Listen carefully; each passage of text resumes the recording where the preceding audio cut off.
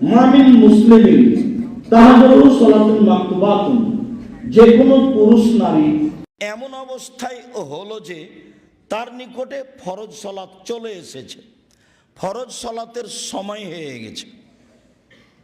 ফাইহসুনু ওযুআহা ওয়া রুকুআহা ওয়া খুশুআহা, এই সময় যদিও সুন্দর করে অজু করে, সুন্দর করে রুকু করে, বিনয়ের সাথে ভয় ভীতি নিয়ে সালাত আদায় করে, তাহলে রাসূল সাল্লাল্লাহু আলাইহি সাল্লাম বলছেন যে ইল্লা কাফারাতান মিনাল খাতায়া মিনাল জুনুবে মিন কাবলিহি মিনাল যুনুবে, তার অতীতের যত পাপ আছে সব ঝরে যাবে। যদি তার অজু সুন্দর হয়, যদি তা ভয় ভীতি নিয়ে হয়, যদি তা অজুর নিয়মে হয়ে থাকে, তাহলে অতীতের সব পাপ ঝরে যাবে বলে রাসূল সাল্লাল্লাহু আলাইহি সাল্লাম বলেছেন। হাদিস বুখারী মুসলিম। অন্য এক বর্ণনায় এসেছে, আবু হুরায়রা রাদিয়াল্লাহু তাআলা আনহু বলেন, রাসূল সাল্লাল্লাহু আলাইহি ওয়াসাল্লাম বলেছেন, আল উযু ইহদামু মা কানা কাবলাহু, অজু অতীতের সব পাপকে মুছে দেয়। অজু অতীতের সব পাপকে মুছে দেয়। অজু করলে সে নিষ্পাপ হয়ে যায়, যা আমরা ধারাবাহিক হাদিসে অবগত হতে পারব।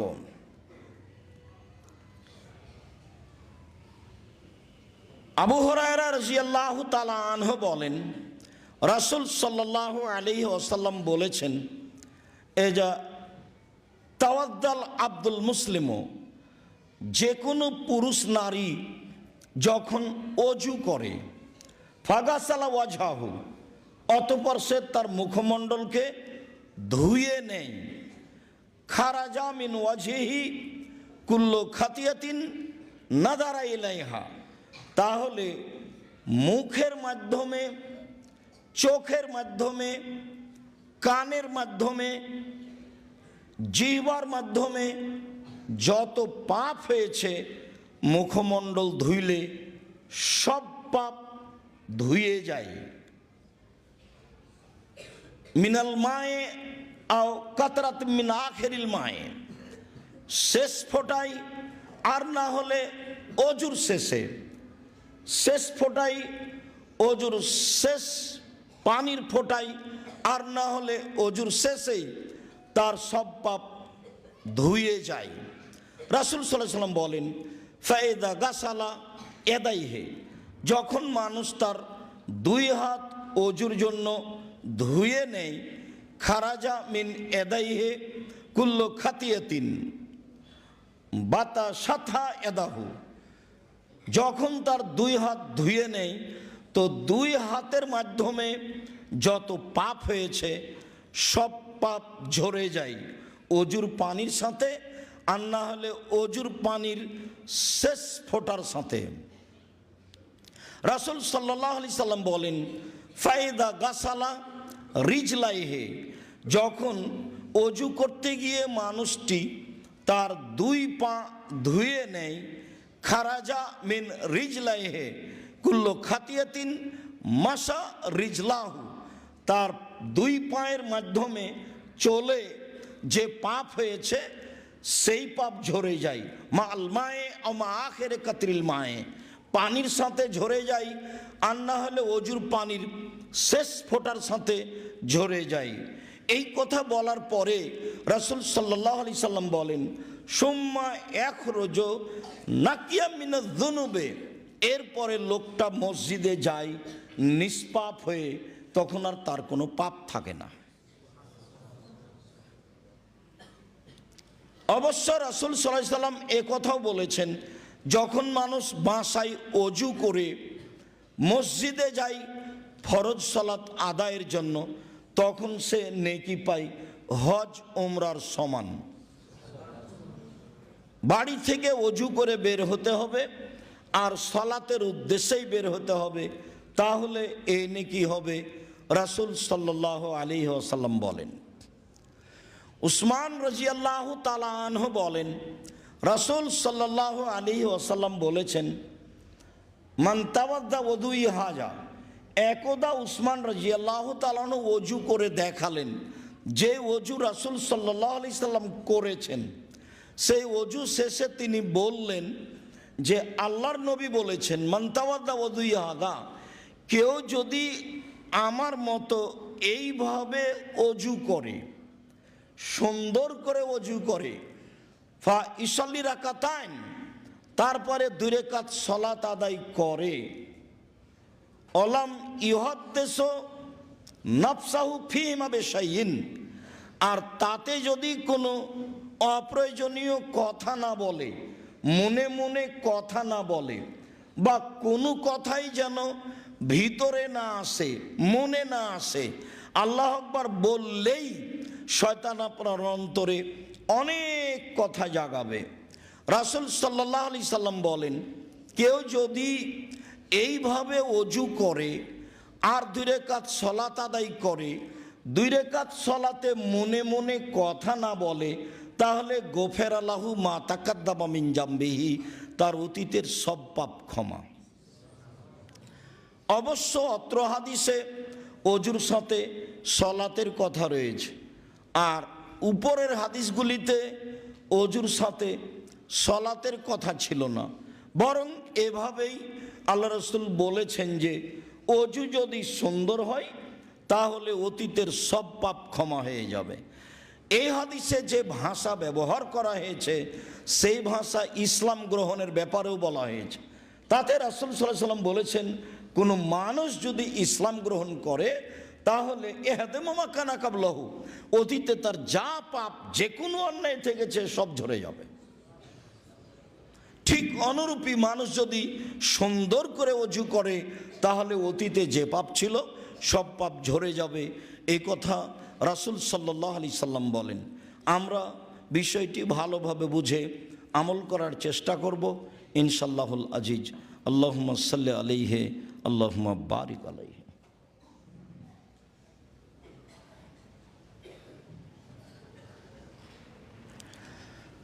আলহামদুলিল্লাহি ওয়াহদা ওয়াসসালাতু ওয়াসসালামু আলা মান লা নাবিয়্যা বা'দা। উকবা ইবনে আমির রাদিয়াল্লাহু তাআলা আনহু বলেন, রাসূল সাল্লাল্লাহু আলাইহি ওয়াসাল্লাম বলেছেন, মা মিন মুসলিমিন ইয়াতাওয়াজ্জাউ ফায়ুহসিনুল উযুয়া, যে কোনো পুরুষ নারী যখন ওযু করে, সুন্দর করে ওযু করে, সুম্মা ইউসাল্লি রাকাতাইন, তারপরে 2 রাকাত সালাত আদায় করে, মুকবিলান আলাইহিমা বিকলবিহি ওয়াজহিহি, মনে প্রাণে ভয় ভীতি নিয়ে, মানে বিনয়ের সাথে, মনোযোগী হয়ে, অমনোযোগী হয়ে নয়, যেটা সাধারণত ছেলেদের ছাত্রদের মাঝে দেখা যায়। সব সময় শয়তান তাদের ভিতরে প্রতিক্রিয়া করে, সব সময় একজন আরেকজনকে ব্যস্ত করে, যেটা নেহায়াত অন্যায়। একজন আরেকজনের উপরে পায়ের উপরে পা চাপায়, যেটা নেহায়াত অন্যায়। একজন আরেকজনকে আঘাত করে, যেটা সালাতের মধ্যে নেহায়াত অন্যায়।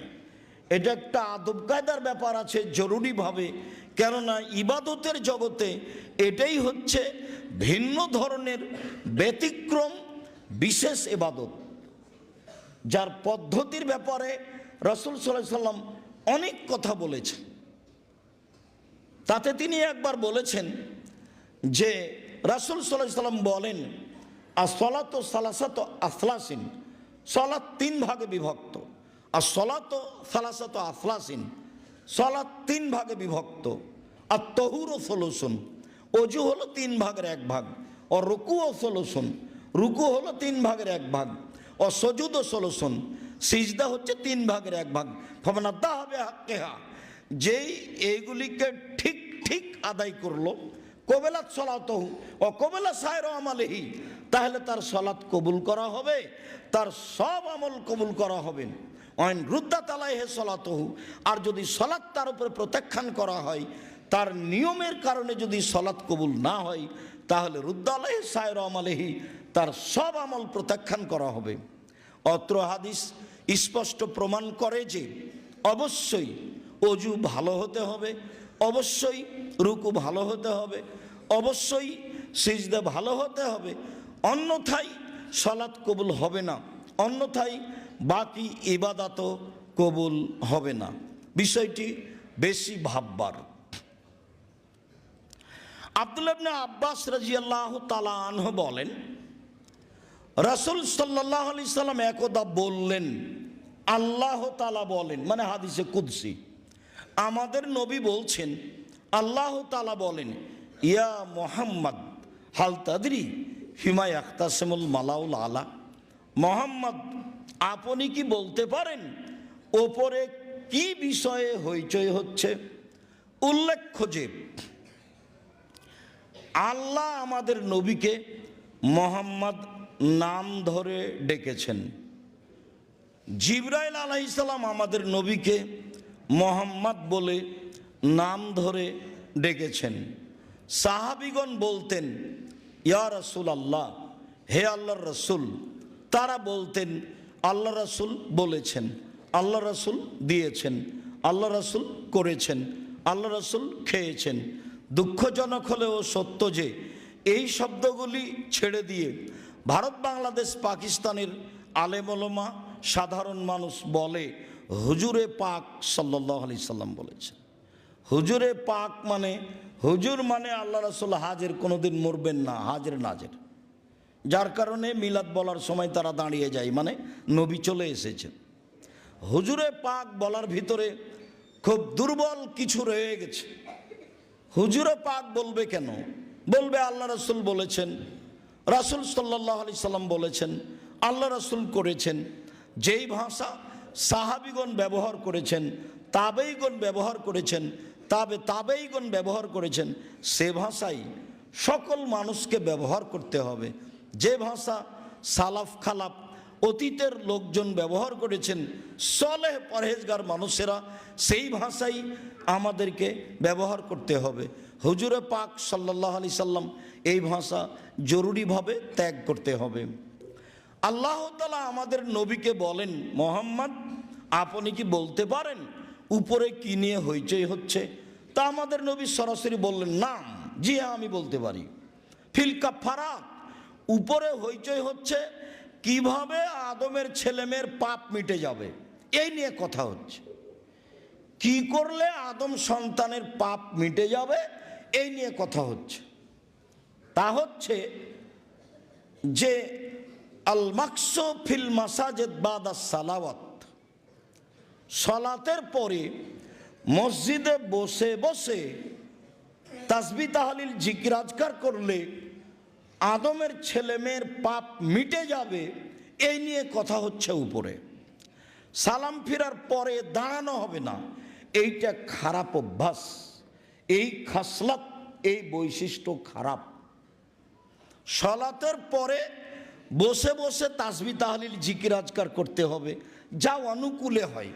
এই করলে পাপ মিটে যাবে, মান বেড়ে যাবে, এই নিয়ে কথা হচ্ছে।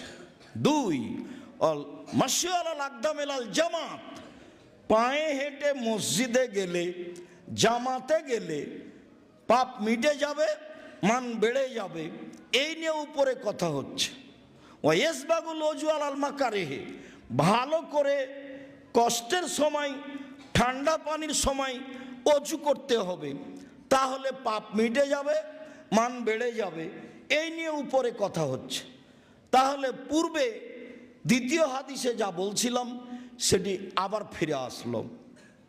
তা হলো আদম সন্তানের পাপ মিটে যাবে, মান বেড়ে যাবে কি করলে? মান বেড়ে যাবে, পাপ মিটে যাবে কি করলে? তাতে আজকের আলোচনা হিসাবে 1 নম্বরে সুন্দর করে ওযু করলে পাপ মিটে যাবে, মান বেড়ে যাবে। 2 নম্বরে পায়ে হেঁটে মসজিদে গেলে পাপ মিটে যাবে, মান বেড়ে যাবে।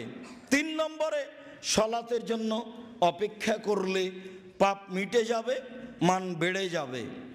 পাপ মিটে যাবে, মান বেড়ে যাবে। বা মসজিদে বসে বসে তাসবিহ তাহলিল জিকির আজকার করলে পাপ মিটে যাবে, মান বেড়ে যাবে। এই পর্যন্ত বলার পরে রাসূল সাল্লাল্লাহু আলাইহি সাল্লাম বলছেন, শোনো, ফামান ফালা যালিকা আশা বে খাইরিন ও মাতা বে খাইরিন, এমন আমল কেউ যদি করতে পারে তাহলে তার মরে যাওয়া ভালো, তার বেঁচে থাকা ভালো। এমন আমল কেউ যদি করতে পারে তাহলে তার মরে যাওয়া ভালো, তার বেঁচে থাকা ভালো।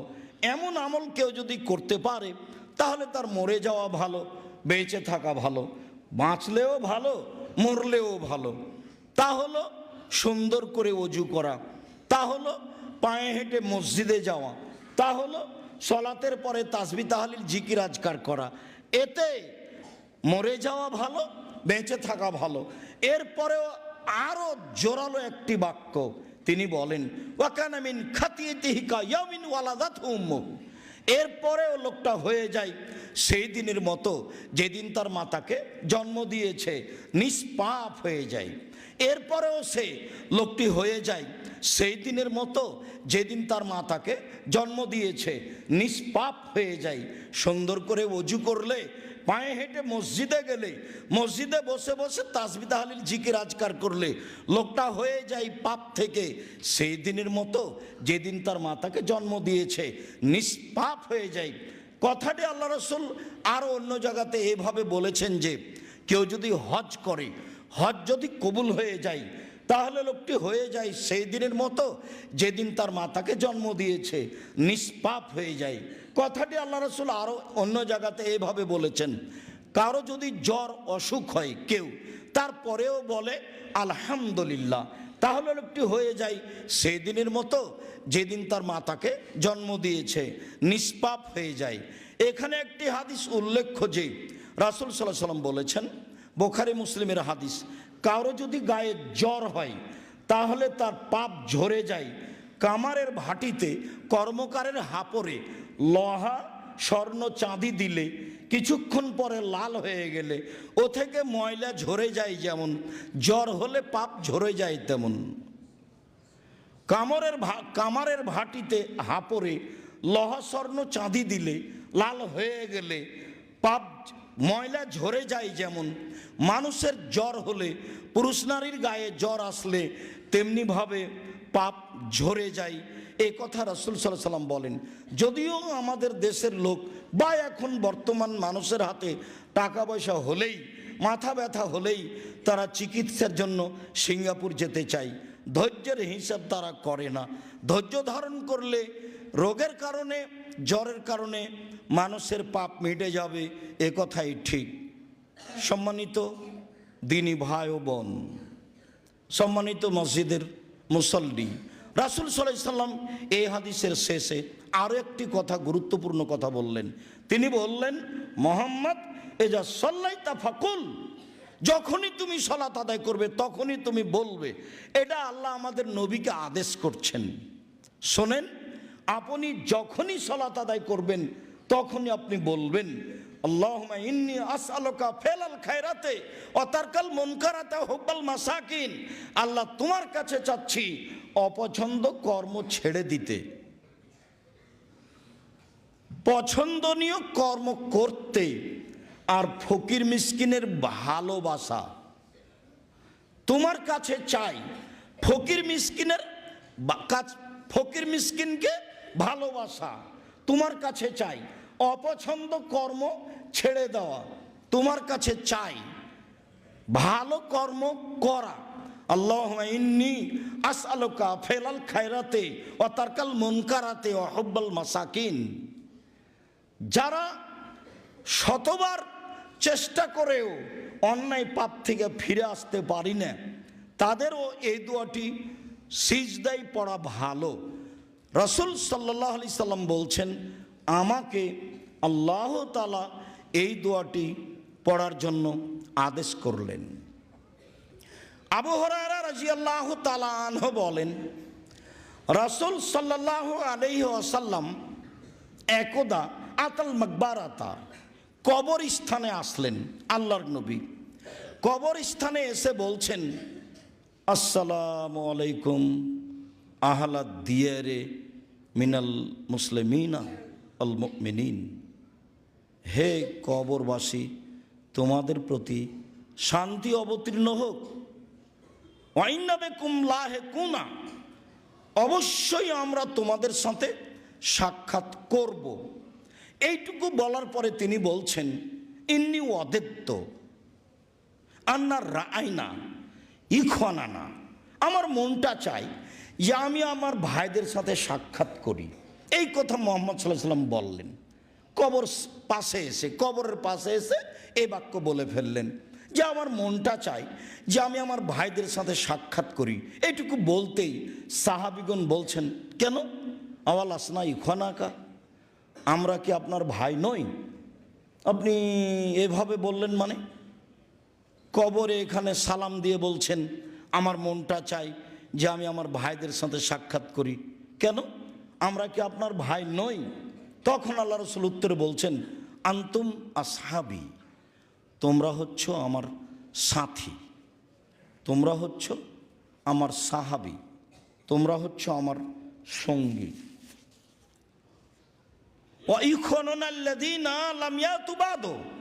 আর আমার ভাই হচ্ছে ওরা যারা এখনো আসেনি, আমার বর্তমানে যারা আসবে তারা আমার ভাই। এই কথা মুহাম্মদ সাল্লাল্লাহু আলাইহি সাল্লাম বললেন।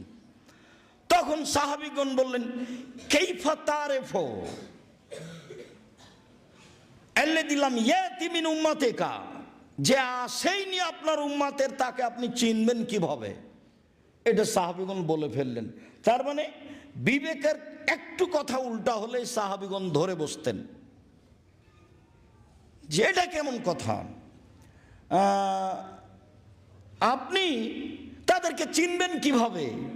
যারা আসেইনি তারা আপনার ভাই, তো আপনি আপনার ভাইদের চিনবেন কিভাবে? এই কথা আল্লাহ রাসূল বললেন। তখন আল্লাহ রাসূল বলছেন, আচ্ছা দেখো তো, আর এই তোমাদের মতামত কি?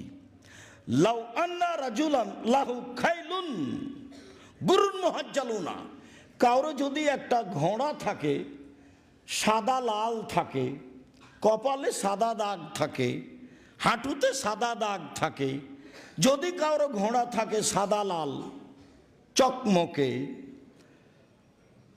বাইনা জাহারাই খাইলিন বহমিন দহমিন, হাজারো লাখো বিকট কালো ঘোড়ার মাঝে, খুব কালো ঘোড়া বাকি হাজারো লাখো ঘোড়ার মাঝে যদি সাদা লাল একটি ঘোড়া থাকে কারো, হালিয়ারেফো খাইলাহু, হালিয়ারেফো খাইলাহু, সে কি তার ঘোড়া চিনতে পারবে? এইটা সাহাবীগণকে জিজ্ঞাসা করলেন আল্লাহর নবী। তখন সাহাবীগণ বলেন, হ্যাঁ তা তো পারবে।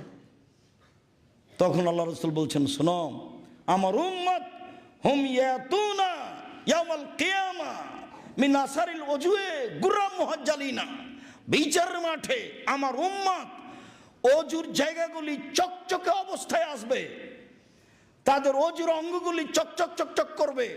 ওই লোকটা যেমন সাদা লাল দেখে হাজারো কালো ঘোড়ার মধ্যে নিজের ঘোড়া চিনে নিবে, আমি মুহাম্মদ সাল্লাল্লাহু আলাইহি সাল্লাম আমার উম্মতের অজুর জায়গাগুলি দেখে আমি তাদের চিনে নিব।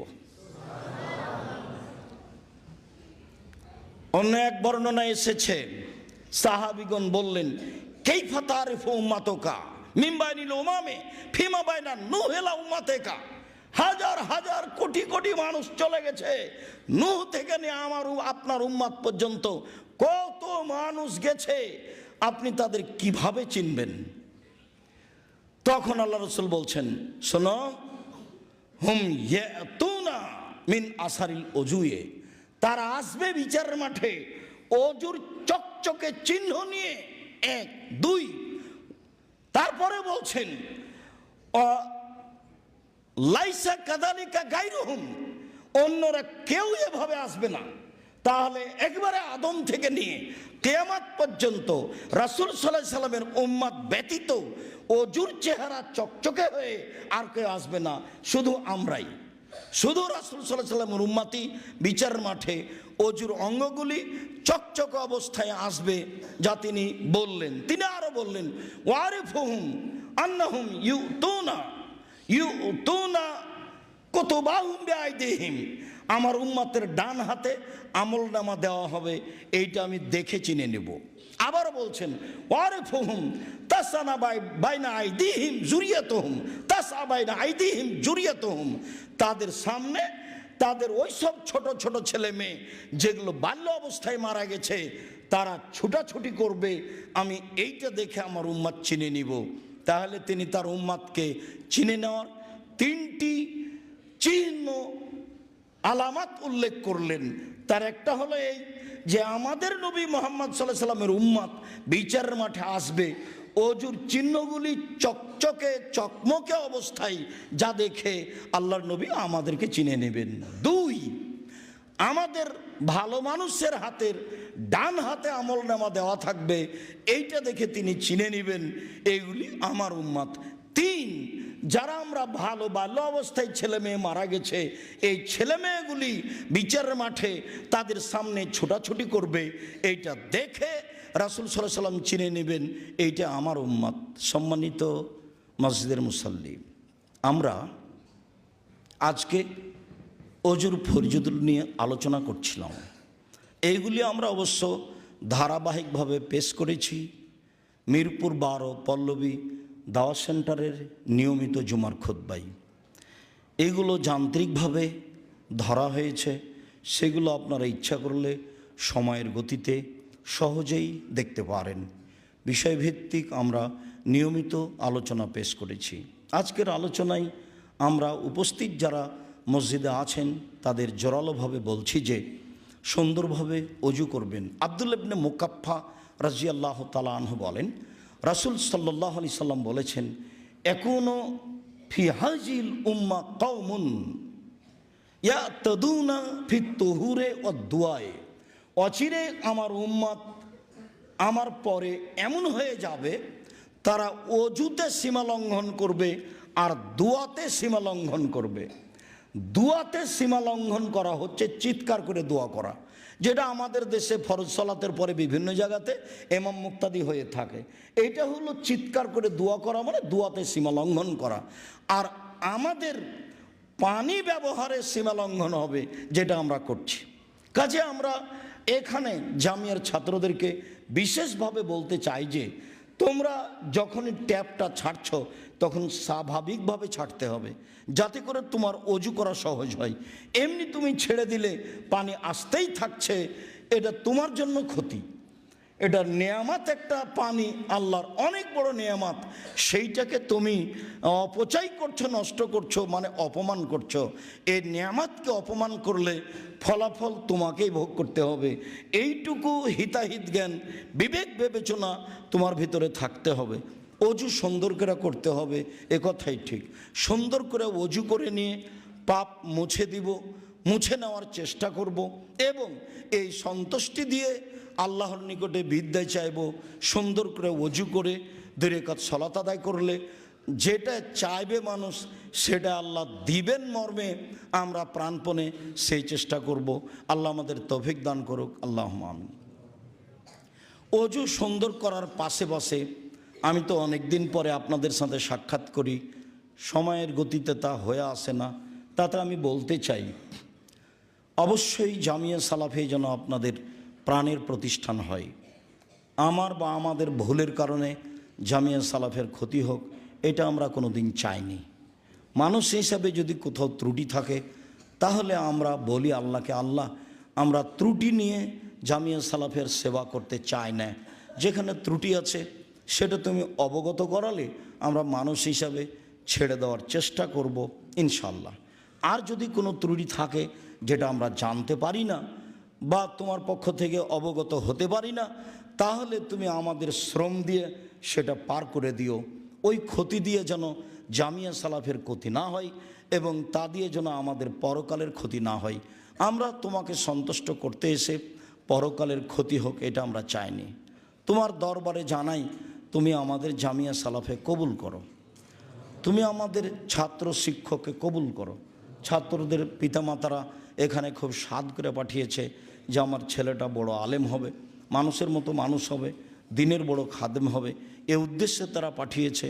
তাদের চালচলনের কোনো দুর্ঘটনার কারণে তারা যেন ছিটকে না পড়ে, তুমি এইটা করে দাও। সব সময় যেন তারা ভালো অবস্থায় থাকে, তারা যেন তোমার সন্তুষ্টি নিয়ে দিন কাটাতে পারে, তারা যেন নিয়মিত তোমার কাছে তাদের প্রয়োজনীয় বিদ্যার দাবি তোমার কাছে করে। এই পথ, এই ঘাট তুমি করে দাও। তোমার এটা সহজ, তুমি সর্বশক্তিমান, তুমি সব কিছু করতে পারো। জুমার খুতবার শেষ অংশে এসে ছাত্রদের জন্য তোমার কাছে জোরালো দাবি জানাচ্ছি, তুমি জামিয়া সালাফের ছাত্রদের অন্তর পরিষ্কার করে দাও, তারা যেন তোমাকে সন্তুষ্ট করার জন্য বিদ্যা অর্জন করতে পারে। তোমরা যেন এই জাতির ভুল ত্রুটিকে সংশোধন করার জন্য বিদ্যা অর্জন করতে পারে। তোমার দরবারে আরও দাবি জানাচ্ছি, যারা আমাদের মারা গেছে তুমি তাদের কবরের শাস্তি মাফ করো, যারা অসুস্থ তুমি তাদের আরোগ্য দান করো, যারা আমরা বেঁচে আছি তুমি তাদেরকে তোমার রাসূলের পদ্ধতি অনুযায়ী চলার তৌফিক দান করো। দেশ বিদেশে যেখানে যারা আছে সবাই যেন জামিয়া সালাফিকে ভালোবাসে, সবাই যেন জামিয়া সালাফের জন্য দানের হাত প্রশস্ত করে, এই দাবি তুমি কবুল করো। তোমার দরবারে এই জোরালো দাবি দেওয়া দোয়া রেখে আজকের জুমার খুতবা এখানেই শেষ করলাম। আল্লাহুম্মা সাল্লি আলাইহি, আল্লাহুম্মা বারিক আলাইহি।